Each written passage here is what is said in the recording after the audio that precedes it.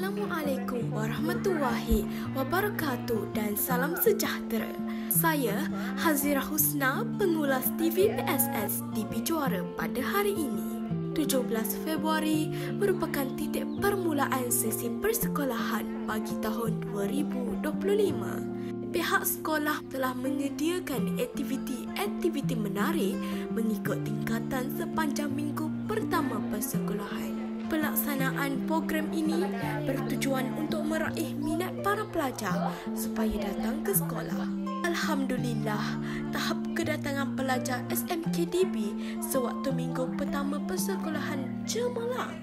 Saya berharap agar pencapaian ini dapat dikekalkan oleh para pelajar pada minggu-minggu berikutnya sesuai dengan pepatah Melayu, pantang berunduk sebelum berjuang. Saya akhiri dengan wabillahi taufik wa hidayah. Wassalamualaikum warahmatullahi wabarakatuh.